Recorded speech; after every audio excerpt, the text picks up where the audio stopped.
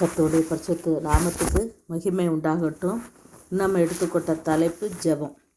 ஜெபத்தில் நிறைய வகைகள் இருக்குது. நம்ம இப்போ எடுக்கக்கூடிய ஜெபத்தினுடைய இது தேவனுடைய சமூகம், 2 தேவனுடைய பாதம். தேவனுடைய சமூகம்னா என்ன, தேவனுடைய பாதம்னா என்ன அப்படிங்கிறத வச்சு தான் நம்ம இப்போ இந்த ஜெபத்தை நம்ம தியானிக்க போகிறோம். தேவனுடைய சமூகம் அப்படிங்கன்னு நம்ம சொல்லும்போது நம்ம பேசுகிறத கர்த்தர் கேட்குற இடமாக இருக்கிறது. தேவனுடைய பாதம் அப்படிங்கிறத கர்த்தர் பேச சொல்லி நம்ம கேட்கக்கூடிய இடம்தான் தேவனுடைய பாதம் அப்படின்னு சொல்கிறது. இதை விட நான் உங்களுக்கு புரிகிற மாதிரி நம்ம சொல்லணும் அப்படின்னா, தேவனுடைய சமூகம் அப்படிங்கிறது எல்லாரும் கூடி ஆராதிக்கிற ஒரு கூட்டு ஜெபமாக இருக்கிறது. தேவனுடைய பாதம் அப்படிங்கிற போது நம்மளுடைய ஆத்மாவுக்காக நாம் மட்டும் தனித்து தேவனோட இருந்து ஜெபிக்கக்கூடிய ஒரு ஜெபத்தை குறிக்கிறது. இதுக்கு தான் இதைத்தான் நம்ம வேதத்தில் நம்ம இன்னைக்கு பார்க்க போகிறோம். இந்த ரெண்டுமே ஒரு மனுஷனுடைய வாழ்க்கையில், ஒரு ஜெப வாழ்க்கையில் ரொம்ப முக்கியமான ஒரு இடத்தை வைக்கக்கூடியது. இப்போது நம்ம தேவனுடைய சமூகம் அப்படின்னு நம்ம பார்க்கும்போது, தேவனுடைய சமூகத்தில் நமக்கு முதல்ல ஞாபகத்துக்கு வர்றது யாருன்னா அன்னால தான் நம்ம ஞாபகப்படுத்த முடியும். சாமுவேல் 1ஆம் அதிகாரத்தில் 1லேருந்து 15 வசனங்களை நம்ம வாசிக்கிற பொழுது அந்த அதிகாரம் முழுவதுமே சாமுவேல் எப்படி பிறந்தார், அதற்கு நம்ம அன்னாள் என்ன செஞ்சாங்க அப்படிங்கிறத குறித்து தான் நம்ம பார்க்குறோம். அப்போது ஒரு மனுஷி வேதனையோடு துக்கத்தோடு வேறு வழியே இல்லை, நமக்கு நிறைய அவமானத்தையும் வேதனையும் பிள்ளைங்கிறதுனால நம்ம சுமந்துக்கிட்டு இருக்கோம் அப்படிங்கிற ஒரு அதாவது தாங்கவே முடியாத ஒரு வேதனைக்குள்ளாக இருக்கும்போது தான் தேவ சமூகத்தை நோக்கி அவள் ஜெபிக்கிறான். ஆனால் அவள் ஜெபிக்கிற அந்த ஜெபம் அந்த வேதனையின் மித்தமாக அது புலம்பலாக மாறுது. ஆனால் புலம்பலாக இருந்தாலும் கர்த்தர் அந்த ஜெபத்தை பொறுமையாக கேட்குறாரு. இந்த இடத்துல நம்ம ஒரு மிகப்பெரிய ஒரு விஷயத்தை நம்ம கவனிக்க வேண்டும். அவள் புலம்பினால் ஜெபித்தால் மட்டும்தான் இருக்குமோ தவிர அந்த இடத்துல கர்த்தர் அவளுக்கு பதில் கொடுத்ததாக இல்லை. அவள் ஜெபித்தாள் அப்படின்னு தான் இருக்குது. பின்பு தான் கர்த்தர் அதை பதிலாக கொடுக்குற அது அற்புதத்தையும் அடையாளமாக அந்த இடத்துல காட்டுதார். என்ன அப்படின்னா, அவளுக்கு ஒரு சாமுவேலை கொடுத்து ஒரு அற்புதத்தை அவர் அந்த இடத்துல கட்டளையிடுதார். அப்போது தேவனுடைய சமூகம் அப்படிங்கிறது நம்ம பேசுறது, நம்ம ஜெபிக்கிற ஜெபத்தை கர்த்தர் கேட்பார். ஆனால் அந்த இடத்துல நமக்கு பதில் கிடைக்காது. அதுக்கு பதிலாக அற்புதமும் அடையாளமாக நமக்கான பதில் கிடைக்கக்கூடிய இடம்தான் தேவனுடைய சமூகம். அப்போது தேவனுடைய சமூகத்தில் பார்த்தீங்கன்னா நிறைய ஆசீர்வாதம் கொட்டி கிடக்கு. ஆனால் என்னென்ன நேரத்துலலாம் தேவ சமூகத்திற்கு முன்பாக நம்ம போய் உட்காரணுமோ அந்த நேரத்தில் நம்ம உட்கார்ந்து ஜெபிக்கும்போது தான் அதற்கான பதில் நமக்கு கிடைக்கப்படுகிறது.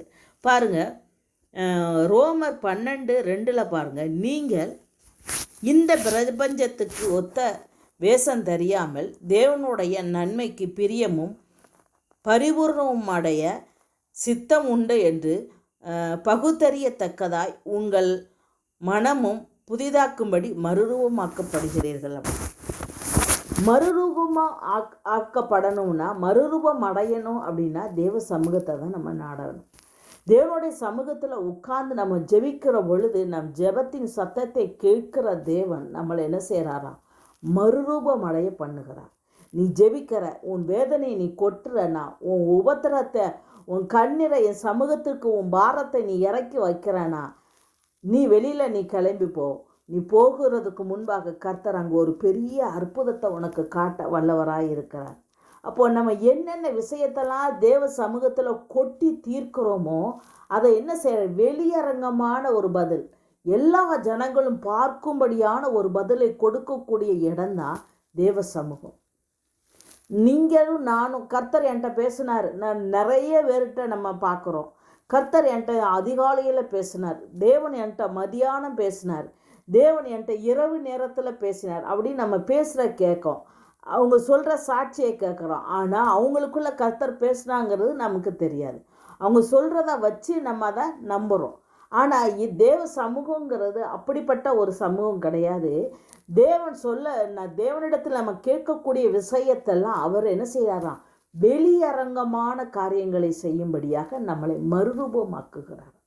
இந்த ஜெபிச்சிட்டனா போதும், நீ உன்னை மறுரூபம், அதுக்கான அந்த அற்புதத்தை நீ பெற்றுக்கொள்வதற்காக உன்னை நான் ஒரு மாற்றமுடைய மனுஷியாக, அதற்கு ஏற்ற அந்த ஆசீர்வாதத்தை பெற்றுக்கொள்ளக்கூடிய ஒரு தகுதி உள்ள மனுஷனாக நான் உன்னை மாற்றுகிறேன். நீ தேவ சமூகத்தில் நீ புலம்பிட்டு நீ கடந்து போகும்போது நீ வேறு ஒரு மனுஷியாக நீ கடந்து போவாய். அந்த மனுஷி தான் தேவனுடைய வல்லமையும் தேவனுடைய ஆசீர்வாதத்தையும் தேவனுடைய மகிமையும் மகத்துவத்தையும் பெற்றுக்கொள்ளக்கூடிய ஒரு பாத்திரமாகி அந்த மறுரூபமாக்கப்பட்ட பாத்திரம். அப்போது தேவ சமூகத்திற்கு முன்பாக வந்து நம்ம ஜெபிக்கிற எல்லா ஜெபங்களையும் கர்த்தர் கேட்டு முதல்ல என்ன பண்ணுறாரா, நம்மளை மறுரூபப்படுத்துகிறார், ஒரு தகுதியான பாத்திரமாக மாற்றுகிறார். அப்படிங்கிறத தான் கர்த்தர் இந்த இடத்துல நம்ம சொன்னார். அண்ணால பாருங்க, அவள் ஒரு தாயாக வரும்போது என்ன செஞ்சா, ஒரு மலடியாக பிள்ளையே இல்லாதவளாக வந்தாள். ஆனால் கடந்து போகும்போது கர்த்தர் அவளை தாய்ங்கிற மறுரூபத்துக்குள்ளாக கொண்டு போறார். அப்போ இந்த தேவ சமூகத்தை நம்ம நாடுகிற பொழுது பயபக்தியோடு நடுக்கத்தோடு நாட வேண்டும். ஏனென்றால் இந்த இடத்துல கர்த்தர் உலாவுகிறார். அந்த இடத்துல தேவன் மகிமையாய் வெளிப்படுகிறார். தேவன் அற்புதங்களும் அடையாளமாக வெளிப்படுகிறார். எப்பொழுதெல்லாம் நம்ம தேவனுடைய சமூகத்தில் நம்ம உட்கார்ந்தோம்லாம், அப்போ உட்காரும் போது நீங்கள் உங்கள் மனசில் நினைக்கக்கூடிய ஒரே ஒரு விஷயம், உங்கள் சிந்தனைகளை நீங்கள் நிறுத்தக்கூடிய ஒரே ஒரு விஷயம், இப்போ நாம் பேசுகிறத கர்த்தர் கேட்கிறார் என்கிறது தான். நீங்கள் கர்த்தர் என்னுடைய சத்தத்தை கேட்பார் அப்படிங்கிற ஒரு நிபந்தனைக்குள்ளாக நீங்கள் வந்து உட்காரும்போது அதற்கான பதில் வெளியரங்கமாக கர்த்தர் கொடுப்பார். தாவீதை பாருங்க, ஆண்டவரே உம்மை பார்க்க நான் ஆசையாக நான் ஓடி வாரேன், ஆனால் இங்கே வந்தால் உமது மகிமையும் வல்லமையும் நான் பார்த்தேன் அப்படிங்க. அவர் பார்க்க நினச்சது கர்த்தரை மட்டும்தான், ஆனால் அவரை மாத்திரம் அவர் காட்டலை. வல்லமையும் காட்டினார், அவருடைய மகிமையும் காட்டினார், வல்லமையும் மகிமை எல்லாத்தையும் அவர் பார்த்தேன் அப்படி. அப்போது தேவனுடைய சமூகம் இதைத்தான் கொடுக்கும், இதை கொடுக்காது அப்படிங்கிறது எதுவுமே கிடையாது. சகலத்தையும் கொடுக்கக்கூடியது தான் தேவனுடைய சமூகம். ஆனால் நம்ம எப்படி அவைகளை கையாளுகிறோம், எப்படி அந்த இடத்துல போய் அமர்கிறோம் என்கிறது தான் இப்போதைக்கு உண்டான ஒரு கருத்தாக நமக்கு பார்க்கிறோம். பாருங்க, அதே இது யாத்திரையாகமம் 33:15 அப்பொழுது அவன் அவரை நோக்கி, உம்முடைய சமூகம் என்னோடு கூட செல்லாமல் போகுமானால் எங்களை இவ்விடத்திலிருந்து கொண்டு போக வேண்டாம் அப்படிங்கிறார். இது யார் சொல்கிறாருன்னா மோசே சொல்கிறார். மோசே இஸ்ரேல் ஜனங்களை வழிநடத்தி எகிப்திலிருந்து கொண்டு போகிற தருணத்தில் நடக்கக்கூடிய ஒரு சம்பவம். ஆண்டவரே, ஜனங்க சொல்கிறாங்க, நீர் எங்களுக்கு முன்பாக உம்முடைய சமூகத்தை அனுப்பணும். மோசையினுடைய விருப்பம் அதான். எங்களுக்கு முன்பாக உம்முடைய சமூகம் போகலை அப்படின்னா இந்த இடத்த விட்டு நான் வர எனக்கு விருப்பம் கிடையாதுப்பா. நீர் உம்முடைய சமூகத்தை எங்களுக்கு முன்பாக கடந்து போக பண்ணினால் மட்டுமே இந்த எகிப்தில் இருந்து நாங்கள் வெளியில் வரோம். இல்லைன்னா நாங்கள் எகிப்திலே அடிமையாக இருந்துக்கிடுவோம். இந்த எகிப்திலுமே இல்லாமல் இயலாமையில் வறுமையில் சாப்பாட்டுக்கு இல்லாமல் நான் கஷ்டப்பட்டு நான் செத்தாலும் பரவாயில்ல, ஆனால் உம்முடைய சமூகம் எங்களுக்கு முன்பாக போகலைன்னா நாங்கள் போக மாட்டோம் அப்படின்னு இஸ்ரவேல் ஜனங்க மிகவும் உறுதியோடு தரித்து நின்றதை இந்த யாத்திராகமத்தில் நம்ம பார்க்குறோம். அப்போது இந்த ஜனங்க அவங்களுடைய கூக்குரல் புலம்பலின் சத்தத்தை தேவ சமூகத்தில் வச்சுக்கிட்டே இருக்காங்க. தேவன் அவைகளை கேட்டுக்கொண்டே இருக்கிறார். அதற்கான ஒரு பதில், அதற்கான ஒரு முடிவை தேவன் கொடுக்கணும்னு முடிவு பண்ணது தான் எகிப்திலிருந்து இஸ்ரவேல் ஜனங்களை மீட்டு கானானுக்கு கொண்டு போன ஒரு சம்பவத்தை பார்க்குறோம். எத்தனையோ பேர் இந்த சாப்டரை எடுத்து நம்ம பேசியிருக்கிறத கேட்டலாம். எல்லாரையும் போல் இதுதான் அப்படின்னு கிடையாது. ஆனால் இதில் ஒரு வித்தியாசத்தை நம்ம பார்க்குறோம். அவர்கள் சொல்கிறார்கள், எகிப்திலேருந்து வா, கர்த்தர் உன்னை கூட்டிகிட்டு போகிறான்னு இவங்க பேசாமல் வந்திருக்கலாம், ஏன் வரலை? ஆனாலும் சொல்கிறாங்க, தேவன் எனக்கு முன்பாக கடந்து போகணும். ஏன்னா இத்தனை காலமாக நாங்கள் ஜெபித்த எங்கள் ஜெபத்திற்கு கர்த்தர் பதில் கொடுப்பார் அப்படிங்கிற நம்பிக்கையோடு தான் நாங்கள் புலம்புனோம், கேட்டோம். அதற்கான பதில் தான் இதுங்கிறதையும் நாங்கள் விசுவசிக்கிறோம். அதனால் அவர் சமூகம் எங்களுக்கு முன்பாக போனால் மட்டுமே நாங்கள் இடத்த விட்டு கடந்து வருமே தவிர இல்லாட்டினா வரமாட்டோம் அப்படின்னு அந்த இடத்துல சொல்கிறாங்க. இந்த இடத்துல எனக்கு ரொம்ப பிடிச்ச ஒரு விஷயம், நீண்ட காலமாக 40 வருஷமாக 400 வருஷமாக புலம்பிய அழுததான ஒரு சத்தம் தேவனுடைய சமூகத்தில் கேட்கப்பட்டிருக்கிறது. ஆனால் அந்த ஜனங்கள் கேட்ட உடனே எதை பற்றியுமே யோசிக்காமல் கடந்து வெளியில் வந்திருக்கலாம். ஆனால் அந்த இடத்துல அவங்க யோசித்தது, இவ்வளவு நாள் என் சத்தத்திற்கு செவி கொடுத்து கேட்ட என் தேவன் எங்களுக்கு பதில் அளிக்கிறது எப்படி இருக்கிறதுன்னு பார்க்கறதுக்கு அவங்க விரும்பினபடினால சமூகத்தை அனுப்புங்க அப்படின்னார். அப்போ தான் தேவனாகிய கர்த்தர் அவர் தன்னுடைய வல்லமையை வெளிப்படுத்தி அனுப்புகிறார். மேகஸ்தம்பத்தோடும் அக்கினி ஸ்தம்பத்தோடும் அவர்களை கடக்க பண்ணுகிறார். நம்முடைய வாழ்க்கையில் ஒரு சிறுமையில் இருந்து ஒரு வல்லமைக்குள்ளாகவும் ஒரு கிருபைகளுக்குள்ளாகவும் நம்ம கொண்டு போகும்போது, ஆண்டவரே நான் இத்தனை வருஷம் ஒரு 10 வருஷமாக ஒரு குழந்தைக்காக நான் காத்திருக்கிறேன், 10 வருஷமாக என் பிரச்சனைகள்லாம் தீரும் கடன் பிரச்சனைக்காக நான் காத்திருக்கிறேன், 10 வருஷமாக திருமணத்திற்காக ஜெர்மனி அதுக்கான பதிலே கிடைக்காம காத்திருக்கிறேன். யாரெல்லாம் என்னென்ன பிரச்சனையோடு உபத்திரத்தோடு தேவ சமூகத்திற்கு முன்பாக நீங்கள் பேசிக்கிட்டே இருக்கீங்களோ, நீங்கள் ஜெபிச்சுக்கிட்டே இருக்கீங்களோ, அத்தனை ஜெபத்திற்கான பதிலை கர்த்தர் வெளியரங்கமாக காட்டக்கூடிய மாதம் தான் இந்த பிப்ரவரி மாதம். இந்த பிப்ரவரி மாதம் உன் புலம்பலுக்கான பதில் கொடுக்குற மாதம். இந்த பிப்ரவரி மாதம் உன்னை மறுரூபப்படுத்துகிற மாதம். இந்த பிப்ரவரி மாதம் கர்த்தர் உனக்கு உன்னுடைய ஜெபத்தை கேட்டு பதில் கொடுப்பேனுங்கிறத தன்னுடைய சமூகத்தை உங்களுக்கு முன்பாக அனுப்பி நிரூபிக்கக்கூடிய ஒரு மாதம். நீங்கள் போராடினதற்கெல்லாம் கர்த்தர் நான் கேட்டேன், அதற்கு நான் பதில் கொடுக்குறேங்கிறத நிரூபித்து காட்டக்கூடிய வருஷமும் மாதமும் தான் இந்த பிப்ரவரி மாதமும் இந்த 2026 இருக்க போகிறது. வாழ்க்கையில் நிறைய விஷயங்களை விட்டாச்சு, நிறைய புலம்பல்களை புலம்பியாச்சு. இனி புலம்புவதற்கு என்னிடத்துல ஒன்றுமே இல்லை. உங்களுக்கான பதில் இதுதான். உங்கள் வேதனைக்கான பதில் இதுதான். பிள்ளைக்காக கேட்டு கேட்டு நான் நாணி கூனி குறுகி அவமானப்பட்டதா மிச்சம் ஒன்றுமே நான் பெற்றுக்கொள்ளலை. கர்த்தர் உங்களுக்கு சொல்லக்கூடிய ஒரு காரியம்தான், இந்த பிப்ரவரி மாதம் யாரெல்லாம் குழந்தை பாக்கியத்திற்காக தேவ சமூகத்திற்குள் புலம்பினீர்களோ உங்களுக்கான பதில் கிடைக்கக்கூடிய மாதமாக மாறப்போகிறது. யாரெல்லாம் நான் கடன்பட்டு இருக்கிறேன், என் கடனை அடைப்பதற்கான வழியே இல்லை என்று புலம்பிக் கொண்டு இருந்தீர்களோ தேவ சமூகத்தில், கர்த்தர் உங்கள் சத்தத்தை கேட்டிருக்கிறார். அதற்கான பதிலை கொடுக்கக்கூடிய மாதம்தான் இந்த பிப்ரவரி மாதமாக இருக்க போகிறது. அதே போல யார் திருமண காரியம், வேலைக்கான காரியம், மந்திரத்தின் பிடியில் இருக்கக்கூடிய காரியங்கள், சாபத்தின் பிடியில் இருக்கிறவங்க, நீங்கள் யாராக இருந்தாலும் என் நிந்தனை எப்போ மாறும், என் அவமானம் எப்போ நீங்கும், என் கண்ணீருக்கு பதில் என்ன என்று யாரெல்லாம் தேவ சமூகத்தில் புலம்பிக்கிட்டே இருந்தீங்களோ அவங்களுக்கான பதில் இந்த பிப்ரவரி மாதம் கர்த்தர் கொடுக்கிறார். நீ பெற்றுக்கொள். நீ வெறுமையா நீ திரும்பி போவதில்லை. தேவ சமூகத்திற்கு முன்பாக நீ புலம்பின நீ வெறுமையாய் திரும்பி போவது இல்லை. தேவனுடைய சமூகத்தை பெற்றுக்கொண்டவளாய் நீ கடந்து போவாய். அவர் உனக்கு முன்பாய் கடந்து போய் கோணலானவைகளை சரி செய்து உனக்கான பதிலையும் பலனையும் கொடுக்கக்கூடிய மாதமாக இந்த மாதத்தை கர்த்தர் உனக்கு தருகிறார். பெற்றுக்கொள் என்று அவர் சொல்லுகிறார். உன் கண்ணீருக்கு பதில் வந்தது, பயப்படாது இரு. இப்படிதான் தேவன் இந்த மாதத்தை தேவ சமூகத்திற்குள்ளாக நின்று நீங்கள் புலம்பின புலப்பத்திற்கு பதில் கொடுக்கிற மாதமாக அவர் மாற்றுகிறார்.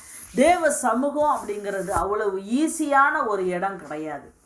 புலம்புகிறோம், என்னத்தை நான் 20 வருஷமாக புலம்புகிறேன், 30 வருஷமாக புலம்புகிறேன், எல்லாவற்றுக்கும் முடிவை கொடுக்கக்கூடிய இடமாக இந்த காரியத்தை கர்த்தர் அங்கீகரிக்கிறார். பாருங்க, அதே போல தேவன் இன்னொரு ஒரு காரியத்தை குறித்து நம்மகிட்ட சொல்றாரு.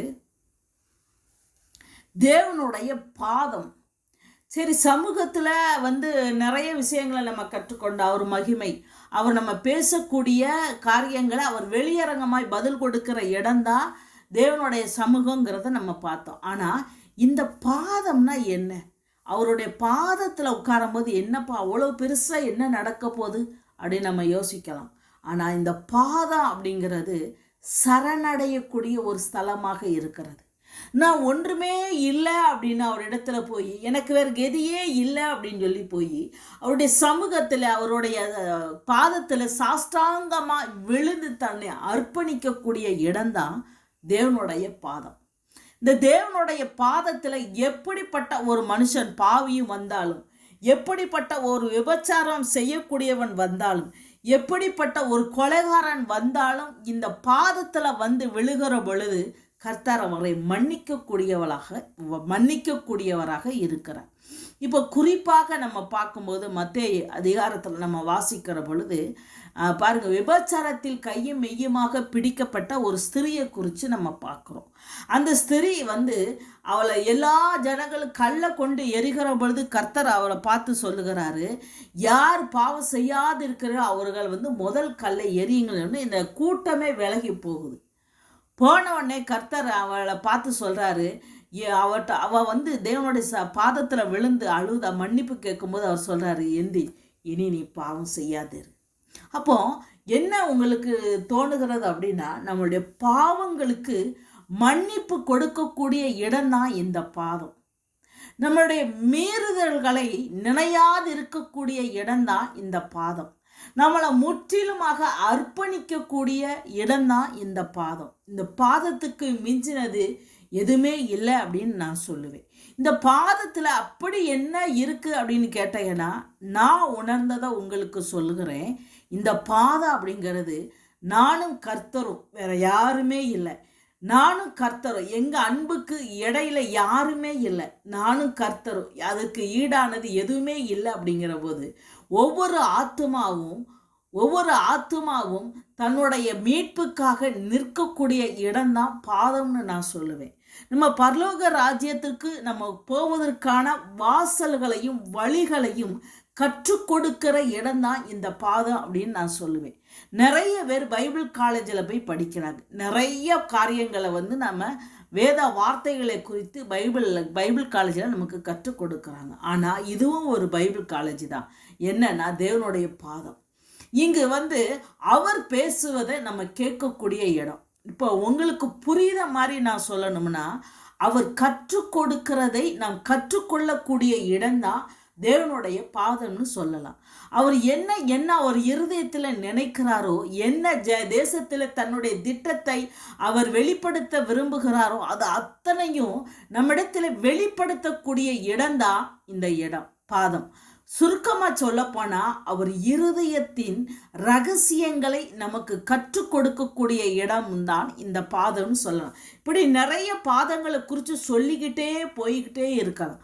அப்படிப்பட்ட ஒரு அழகான, அற்புதமான, மன ரம்மியமான, மனதிற்கு ரொம்ப பிடிச்ச இடம்னு சொல்லக்கூடியதான் இந்த பாதத்தை நம்ம சொல்லலாம்.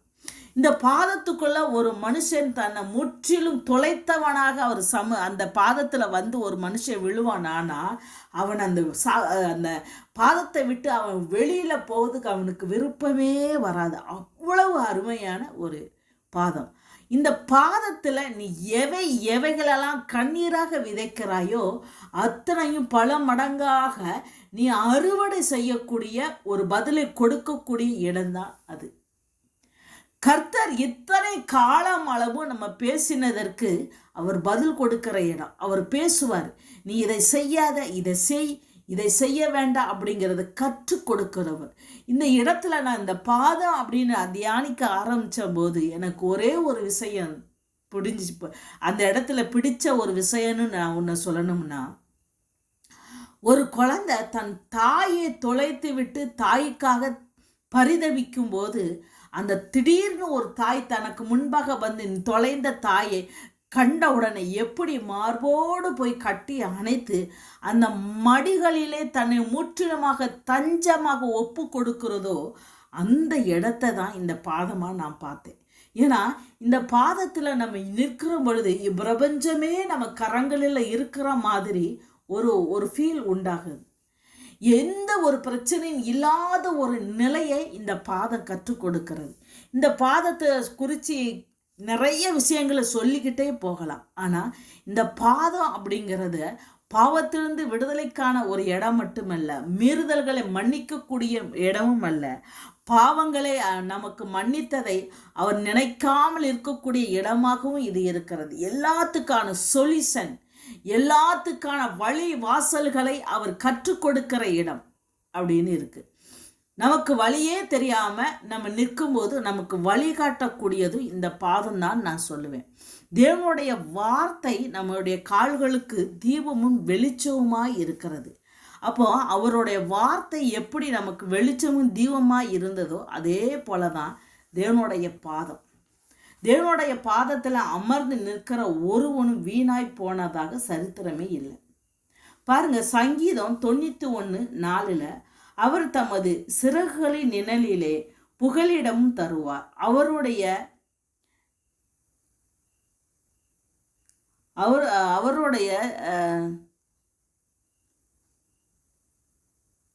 சிரசில் உங்களுக்கு அவருடைய கரம் நமக்கு கேடயமும் பரிசயமாய் இருக்கிறது என்று கூறப்படுகிறது. அவர் சிறகுகள், அவருடைய சிறகுக்கு கீழாக நமக்கு ஒரு அடைக்கலாம். அப்படின்னா அவர் சிறகு கீழாக என்ன இருக்கும்? பாதம்தான் இருக்கும். அந்த பாதத்தில் போய் நம்ம உட்காரும் போது அந்த சிறகுகள் நமக்கு ஒரு கூடாரமாக, ஒரு பாதுகாப்பாக இருக்கிறது. இந்த வேத வார்த்தை நமக்கு என்ன கற்றுக் கொடுக்குதுன்னா, அது கேடயமானது, அந்த பாதம் நமக்கு பாதுகாப்பானது அப்படின்னு சொல்றாரு. நான் சொல்ல நினைக்கிற ஒரு விஷயம் என்ன அப்படின்னா, அந்த பாதம் அப்படிங்கிறது தாயின் கருவறையிலே இருக்கக்கூடிய ஒரு பாதுகாப்பை போல ஒரு பாதுகாப்புன்னு நான் சொல்லுவேன். இது ஒரு மிகைமைப்படுத்தி சொல்லக்கூடிய ஒரு விஷயமா இருந்தாலும், நான் உணர்வுகளோடு, தேவன் எனக்கு கற்றுக் கொடுத்த அந்த உணர்வுகளோடு நான் உங்களிடத்துல நான் பேசுகிறேன். அந்த பாதம் அப்படிங்கிறது தாயின் கருவறையில் ஒரு கரு இருக்கும்போது எப்படி ஒரு குழந்தை பாதுகாப்போடு இருக்குமோ, அப்படிப்பட்ட பாதுகாப்பை கொடுக்கக்கூடிய இடம்தான் இந்த பாதம். இந்த பாதத்தை நம்ம உணர்வுபூர்வமாக அனுபவிச்சா தவிர அதை பற்றி நம்மளால் பேச முடியாது. நிறைய இடங்கள்ல நம்ம இந்த பாதத்தை நம்ம தவற விடுதோம். ஜெபிக்கிறோம், நிறைய நேரங்களில் ஜெபிக்கிறோம். ஆனால் எந்த இடத்துல உட்காந்து ஜெபிக்கிறோம், எப்படி ஜெபிக்கிறோம், நம்ம ஜெபிக்கிற ஜெபத்தை அவர் கேட்கிறாரு, அவர் பேசுகிறத நம்ம கேட்கிறோமாங்கிற உணர்வு இல்லாமல் ஜெபிக்கிறதுனால தான் அநேக ஜெபத்திற்கான பதில் கிடைக்காமலே நமக்கு போகுது. இப்போ இந்த பாதத்தை குறித்து அவர் செட்டையின் கீழ் நமக்கு ஒரு அடைக்கலம், அவர் கேடையும் பரிசயமாக நமக்கு இருக்கிறாரு அப்படின்னு வேதம் சொல்லுகிறது. பாருங்க, தேவனுடைய வல்லமையை ஒவ்வொரு நாளும் நம்ம யோசிக்கும் போது, அவர் பாதத்தில் அமருகிற பொழுது ஒவ்வொரு காரியமும் புதிதாக்கப்படுகிறது. இந்த பாதம் அப்படிங்கிறது இது எல்லா ஆளுமையின் மேலும் அதிகாரத்தை எடுக்கக்கூடிய ஒரு இடமாக நம்ம இதை பார்க்குறோம். எப்படின்னா, இந்த பாதம் அப்படிங்கிறது பிசாசின் மேலும், சர்ப்பத்தின் மேலும், விக்கிரகத்தின் மேலும், மந்திரத்தின் மேலும், சாபத்தின் மேலும் அதிகாரத்தை எடுக்கக்கூடிய ஒரு இடம் தான் இது. நீங்கள் பாதத்தில் அமர்ந்து நீங்கள் ஜெபிக்கிறபொழுது கர்த்தர் இப்படிப்பட்ட காரியத்தின் மேலே உங்களுக்கு ஒரு அதிகாரத்தை அவர் கொடுக்கிறாரு அப்படின்னு வேதம் சொல்லுகிறது. பாருங்க, சங்கீதம் 128:1 கர்த்தருக்கு பயந்து அவர் வழிகளிலே நடந்து அவர் வழிகளிலே கர்த்தருக்கு பயந்து அவர் வழியிலே நடக்கிறவன் பாக்கியவன். பயந்து, அப்போ தேவனுடைய பாதத்தில் நம்ம உட்காரும்போது முதல்ல ஒரு பயம், ஒரு நடுக்கத்தோடு நம்ம போய் அந்த பாதத்தில் உட்காரணுமா. பயமும் இல்லாமல், நடுக்கமும் இல்லாமல், ஒரு மெசேஜை கேட்டோம், தேவன் பாதத்தில் உட்கார்ந்து அவர் பேசுவாருன்னு நம்ம கேட்டோம், அதனால் நம்ம போய் உட்காருவோம் அப்படிங்கிறதுனால அந்த பதிலை நீங்கள் பார்க்க முடியாது. தேவனுடைய பாதத்தில் உட்காருனா சில கண்டிஷன் இருக்குது. ஒன்றை என்ன செய்யணுமோ, பயபக்தியோடு அவர் சமூகத்தில் போய் உட்காரணும். ஒரு பயம் வேணும். நம்ம நிறைய விஷயங்களை நான் யோசிச்சிருக்கேன். இப்போ நான் சமீபமாக உணர்ந்த ஒரு விஷயத்தை நான் உங்களுக்கு சொல்கிறேன். தினசரி நான் ஜெபிக்கிறது உண்டு. 1 மணி நேரமாவது தேவ சமூகத்தில் தேசத்திற்காக நான் ஜெபிக்கிறது உண்டு. அப்படி நான் 1 நாள் 2 நாள் ஜெபிக்க முடியாத ஒரு சூழ்நிலை வரும்போது, அந்த டைம், அந்த மணி, நான் எந்த மணியில் உட்காந்து நான் ஜெபிக்க நான் நினைக்கிறேன், அந்த 10:30 அந்த மணிக்கு அந்த மணி என்னை விட்டு கடந்து போகும்போது ஒரு விதமான ஒரு பயம் என் இருதயத்தில் அப்படியே என் இருதயத்தை அப்படியே பிழித மாதிரி ஒரு பயம் வந்துச்சு. என்னடா திடீர்னு ஒரு பயம் வருது அப்படின்னு மணியை பார்த்தா கரெக்டாக அந்த 10:30 மணி. அப்போது ஒரு ஜெபத்தை நம்ம ஜெபிக்க முடியாத ஒரு சூழ்நிலையை நம்மளாக ஜெபிக்கலை அப்படின்னு நம்ம அந்த டயத்தை நம்ம ஒதுக்கி வைக்கலை. சில காரியத்தினால நம்ம ஜெபிக்க முடியாத ஒரு நிலை ஏற்பட்டதுனால அந்த காரியம் நடந்தது. ஆனால் அந்த நேரத்தை கடந்து போகும் பொழுது நமக்குள்ள ஒரு பயம் வருது. நான் அப்போ தான் நான் யோசனை பண்ணி பார்த்தேன். அப்போது கர்த்தர் நம்மளுடைய ஜெபத்திற்காக அந்த இடத்துல காத்திருக்கிறபடினாலே, இத்தனை மணிக்கு என் பிள்ளை வருவா, அவள் ஜெபிப்பா, அவளை ஜெபத்திற்கான பதிலை கொடுக்கணும், நான் அவள் இடத்துல பேசணும், அவர் காத்திருக்கிறபடினால தான் எனக்கு இந்த பயம் வருது. அப்போ தேவ சமூகத்துக்கு முன்பாக நம்ம போய் உட்காரும் போது உங்களுடைய ஜெபத்தை கர்த்தர் அங்கீகரிக்க வேண்டும்னு நீங்கள் நினச்சேன்னா பயத்தோடு நடுக்கத்தோடு தான் போகணும். நீங்கள் பயமும் நடுக்கமும் ஒரு ஜெபத்தில் உட்காரும் போது ஒரு மனுஷனுக்கோ ஒரு ஊழியக்காரனுக்கோ ஒரு விசுவாசிக்கோ வருகிறது அப்படின்னாலே உங்களுடைய ஜெபத்திற்கான பதில் கிடைத்தது என்பது பொருள். கிடைச்சிருச்சு, அவ்வளோதான், முடிஞ்சிச்சு அப்படிங்கிறதுக்கான அர்த்தம். அப்போது நம்மளுடைய ஜெப நேரங்களை ஒரு குறிப்பிட்ட நேரத்தை வைத்து அந்த நேரத்தில் உட்கார்ந்து நம்ம ஜெபிக்கிறத நாடணும். ரெண்டாவது, பயபக்தியோடு தேவனுடைய சமூகத்திற்கு முன்பாக நம்மளை தாழ்த்தி ஒப்பு கொடுக்கணும் அப்படிங்கிறத பாருங்கள். இந்த பாதத்தை குறித்து நிறைய பேசிக்கிட்டே போகலாம். அவருடைய வசனம் நம்மளுக்கு பாதத்துக்கு தீபமும் வெளிச்சமாக இருக்கிறது. இந்த பாதத்தில் உட்காரும்போது நம்மளாவே நம்ம இருக்கவே மாட்டோம். அவர் என்ன செய்வார், ஒவ்வொரு விஷயத்திலையும் நம்ம கரங்களை பிடிச்சு அவர் நடத்திக்கிட்டு போவார். நம்ம தோள் மேலே அவர் கரங்களை போட்டு நீ வா, நான் போகிற வழிகளை நான் உன்னை கொண்டு போகிறேன்னு கொண்டு போகிறது. நிறைய தரிசனங்களை கொடுக்கக்கூடிய இடம், தரிசனங்களை பெற்றுக்கொள்ளக்கூடிய இடமும் இந்த பாதம்தான். நிறைய தீர்க்க தரிசிகளை உருவாக்கக்கூடிய இடமும் இந்த பாதம்தான். பாதத்தை குறித்து நான் பேசணும்னா மணிக்கணக்கில் நான் என்னால் பேச முடியும். ஏன்னா அவ்வளவு கர்த்தர் என் இடத்துல கற்றுக் கொடுத்திருக்கிறார். அவ்வளவு விஷயங்கள் என் இருதயத்துக்கு இனிமையாகவும் மதுரமாகவும் இருந்திருக்கிறது. தேவனை குறித்து பேசணும்னா கேட்கவா வேணும், பேசிக்கிட்டே இருக்கலாம். தேவன் அப்படிப்பட்ட ஒரு அழகான ஒரு இடம், ஒரு தருணம், ஒரு காரியம்தான் இந்த தேவனுடைய பாதம். அதை மேன்மைப்படுத்தி எவ்வளவு சொன்னாலும் போதாது. அந்த அழகை சொல்றது வர்ணிக்கிறதெல்லாம் போதாத ஒரு விஷயம். அந்த பாதத்தில் அமரும் போது என் பிரச்சனைக்கான முடிவு வந்தது. என் வேதனை, என்னுடைய காயங்களுக்கான ஒத்தனம் கொடுக்கக்கூடிய ஒரு இடமாகத்தான் இந்த நிமிஷம் வரை நான் பார்க்குறேன். என் ஜெபத்துக்கான அங்கீகாரம் கிடைத்ததாகத்தான் இந்த பாதத்தை நான் பார்க்குறேன். இந்த பாதங்கிறது அவ்வளவு ஒரு அருமையானது. பாருங்க, இந்த பாதத்தில் இருந்து ஜெபிக்கிற ஜெபத்தை கர்த்தர் நம்ம இடத்துல எதிர்பார்க்கிறாரு. நானும் நீயும் தான்ப்பா, உன் கூட நிறைய நான் பேச வேண்டிய, நிறைய பேருக்கு நான் ஒரு தீர்க்கதரிசியாக நிறைய பேருக்கு நான் தீர்க்க தரிசனம் சொல்லியிருக்கேன். அப்படி ஒரு குறிப்பிட்ட சில பேருக்கு நான் தீர்க்க தரிசனம் சொல்லும்போது கர்த்தர் என்கிட்ட சொல்லுவார், அவளை கொடுமிடியில் என்னை சந்திக்க சொல் அப்படின்னு சொல்லி அந்த வேடை சிலருக்கு நான் தீர்க்க தரிசனம் சொல்லும்போது அந்த வார்த்தையை சொல்லியிருக்காரு. அப்போதான் எனக்கு ஒரு விஷயம், நான் இந்த வார்த்தைகளை மற்றவங்களுக்கு தீர்க்க தரிசனமாக சொல்லும் போது நான் ஆண்டவர்கிட்ட கேட்டேன், ஏன் கொடுமுடியில் இவங்களை பாருன்னு ஏன் ஆண்டவரே நீங்கள் சொன்னீங்க அப்படின்போது கர்த்தர் சொன்னார், அவனோடு நான் பேச விரும்புகிறேன். என் இருதயத்தில் இருக்கிறதெல்லாம் அவனுடைய திட்டத்தை குறித்து, அவனுடைய சித்தத்தை குறித்து, அவனுடைய அழைப்பை குறித்து, அவன் எதிர்காலத்தை குறித்து, அவன் பிள்ளைகளை குறித்து, எல்லாத்தையும் அவன் வாழ்க்கையை குறித்து நான் அவனிடத்துல பேச விரும்புகிறேன். தனித்து நான் பேச விரும்புகிறேன். அதனால் என்னை ஜெபத்தில் பாருன்னு நான் சொன்னேன். நானும் அவன் மட்டும் தனித்து இருந்து நான் அவனோடு பேச விரும்புகிறேன் அப்படிங்கிறதுக்கு தான் இந்த வேடை நான் சொன்னேன்னு கர்த்தர் சொன்னார். அப்போ எனக்கு அவ்வளோ ஒரு சந்தோஷம். ஒரு மனுஷனை பார்த்து தகப்பன், நீ வா, நான் உன்கிட்ட பேசணும். இந்த இடத்துல இஸ்ரவேல் ஜனங்க ஒரு பிடிவாதத்தை பார்த்தேன், சமூகத்தை அனுப்பலைன்னா நான் வர முடியாது அப்படின்னு. எனக்கு அந்த இடம் ரொம்ப பிடிச்சிருந்தது. என்னதான் அவங்க முறுமுறுத்தாங்கன்னு சொல்லி நம்ம பார்த்தாலும், என்னதான் அவங்க தேவனை புறக்கணிச்சாங்க அப்படிங்கிறத பார்த்தாலும், அழிஞ்சு போனாங்க அப்படிங்கிறத பார்த்தாலுமே, தேவனுடைய சமூகம் போகட்டா நான் போக மாட்டேன் அப்படின்னு சொன்னாங்க. அது எனக்கு ரொம்ப பிடிச்ச அவருடைய வழிநடத்தலை குறித்து.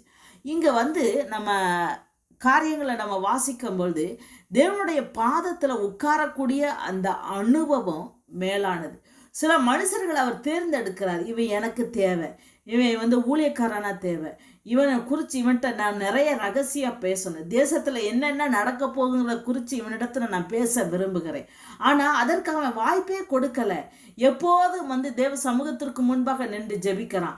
ஆனால் அவன் பேசுகிறான், நான் பேசுகிறத அவன் கேட்கறதுக்கு அவன் ஆயத்தமாக இல்லை. எப்பொழுதெல்லாம் நீங்கள் பேசுகிறத கர்த்தர் கேட்டுக்கொண்டு இருக்கிறாரோ அதே போல தேவனாகிய கர்த்தர் பேசுகிறத நீங்கள் கேட்கும்படி அவர் விரும்புகிறாரு. அவர் மன விருப்பத்தை நிறைவேற்றுங்க. உங்கள் விருப்பத்தை மட்டும் அவர் நிறைவேற்றணும் மட்டும் நினைக்காதீங்க. அவர் பேசுகிறத நீங்கள் கேட்கணுங்கிறதும் அவருடைய தீர்மானமாக இருக்கு, விருப்பமாக இருக்க. முதல்ல அதுக்கு அசைஞ்சு கொடுங்க.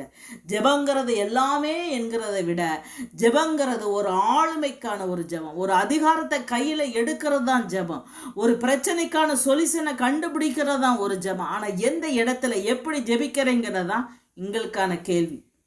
எந்த இடத்துல எதை கேட்கணுமோ அந்த இடத்துல உட்கார்ந்து அதை கேட்கிற பொழுதுதான் அதற்கான பதில் கிடைக்கிறது. நம்ம இடம் மாற்றினாலுமே அதற்கான பதில் கிடைக்காமல் போகலாம். அப்போ ஜெபங்கிறது எல்லாத்துக்கும் முன்பாக ஒரு சாதாரணமான ஒரு விஷயமே அல்ல.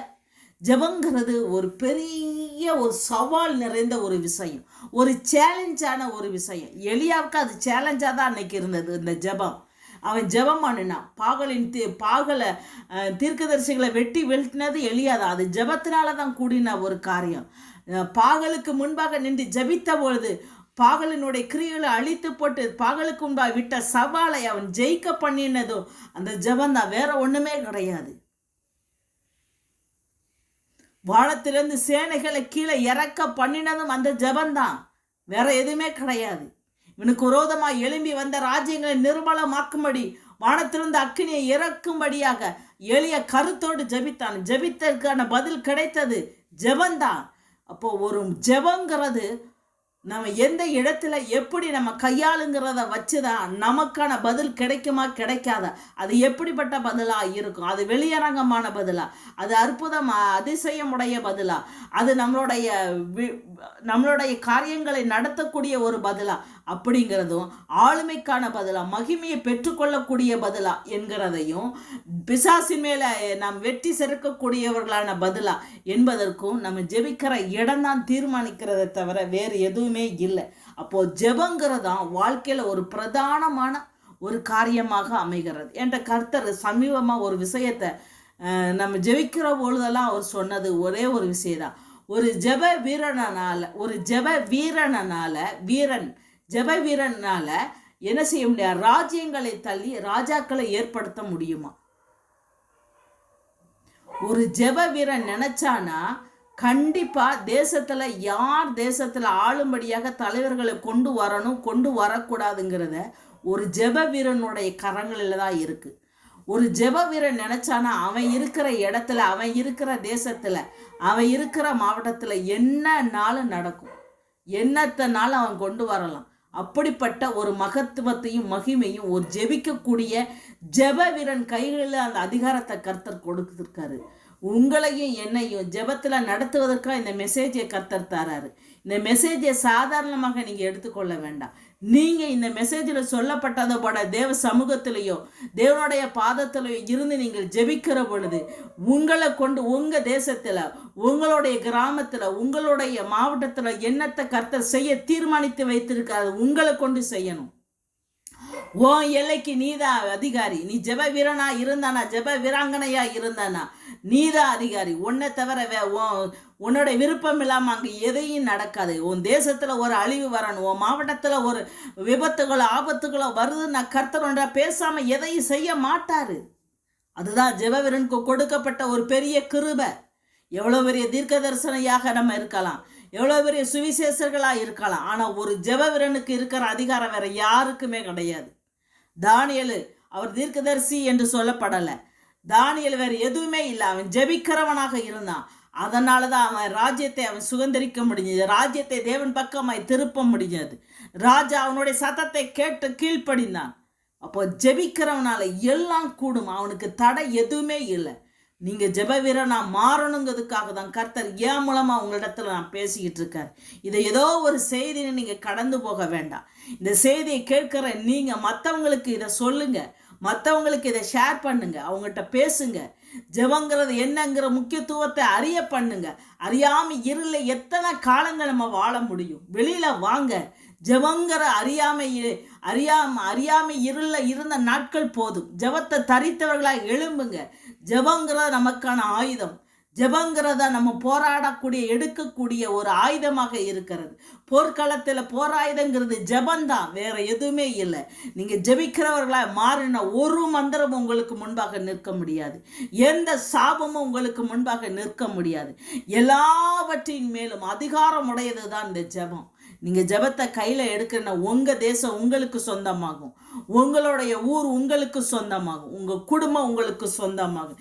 இதுவரை எந்தெந்த இடத்திலெல்லாம் உங்களுடைய சத்தத்துக்கு பதில் இல்லாம போச்சு, அந்த இடத்திலெல்லாம் இந்த ஜெபத்தின் மூலமாக உங்களுக்கு பதில் கிடைக்கும். எந்தெந்த இடத்திலெல்லாம் நீங்கள் அவமதிக்கப்பட்டீர்களோ, இந்த ஜெபத்தின் மூலமா இந்த அவமானத்திற்காக கர்த்தர் உங்களை உயர பண்ணுவதை உங்களால் பார்க்க முடியும். எந்தெந்த இடத்திலெல்லாம் உங்களை வெளிப்படுத்தாதபடி கர்த்தர் வைத்திருக்கிறாரோ, உங்களை வெளிப்படுத்தணும் நீங்க நினைச்சீங்கன்னா, மறைமுகமாக இருக்கிறத உங்களை வெளியரங்கப்படுத்தணும் நீங்க நினைச்சீங்கன்னா, ஜெபத்தை கையில் எடுங்க. இந்த ஜெபம் சர்வ லோகத்திலே உங்களை கொண்டு போய் நிறுத்தும். உலக நாடுகளுக்கு முன்பாக ஒரு நிறுத்தும். ஒரு ஜெப வீரனால மட்டும்தான் தேசத்துல நடக்கக்கூடிய எல்லா விஷயங்களையும் அறிந்து கொள்ள முடியும், ரகசியத்தை அறிய முடியும். ஜெபிக்காத யாராலும் எதை செய்ய முடியாது. எவ்வளவு பெரிய கிருபை வரங்கள் இருந்தாலும் ஜெபத்துக்கு ஈடாகாது என்பதை நான் உங்களுக்கு தெளிவுபடுத்துகிறேன். அதனால இந்த செய்தியை கேட்கிறதோட விட்டு விடாதபடி இதை உங்க வாழ்க்கையில அபியாசப்படுத்துங்க. கர்த்தர் தாமே உங்களை ஆசீர்வதிப்பார். கண்களை மூடி ஒரு விஷயம் நான் ஜெபம் பண்ணும். கர்த்தாவே, உமக்கு நன்றி, ஸ்தோத்திரம் ஆண்டவரே. இந்த ஜெபத்தை கேட்கக்கூடிய யாவர் மேலும் உம்முடைய கிருபையும் இரக்கமும் கடந்து வரட்டும். யாரெல்லாம் பொருத்தனையோடு கர்த்தாவே உம்முடைய சமூகத்தில் உட்கார்றேன், உம்முடைய பாதத்தில் உட்கார்றேன் என்று ஜெபத்தை ஏறெடுக்கிறார்கள், அவர்களுக்கு வல்லமையும் மகிமையும் வெளிப்படுத்தும். அவர்களுக்கு பிசாசி மேல் மந்திரத்தின் மேலும் அதிகாரம் கொடுத்தவர்களா உமையே நீர் அவர்களுக்கு வெளிப்படுத்தி அவர்களை நடத்தும் ஆண்டவரே. ஜெபிக்கக்கூடிய ஜெப வீரர்களை எழுப்பும் ஆண்டவரே. உமது ராஜ்யத்தை கட்டுவதற்கு ஜெப வீரர்கள் தேவை. அவர்களை நீர் எழும்ப பண்ணும்படியா ஜெபிக்கிற ஒவ்வொருவருக்குள் ஒரு புதிய மாற்றத்தை கொண்டு வார். இந்த ஜெப செய்தியை கேட்கிற ஒவ்வொருவருக்குள் ஒரு விடியலை கொண்டு வார். ஒரு விடுதலை கடந்து வரும்படியாக நாங்கள் ஜெபிக்கிறோம் தகப்பனே. முது மகிமை வெளிப்பட, நம்முடைய கிருபைகள் வெளிப்பட, முது பிள்ளைகளை நீர் எடுத்து பயன்படுத்தும்படியாக ஜெபிக்கிறோம் தகப்பனே. பொறுப்படுத்த நடத்தும் ஆசீர்வாதம் இயேசுவின் நாமத்தில் ஜெபிக்கிறோம் பிதாவே. ஆமென்.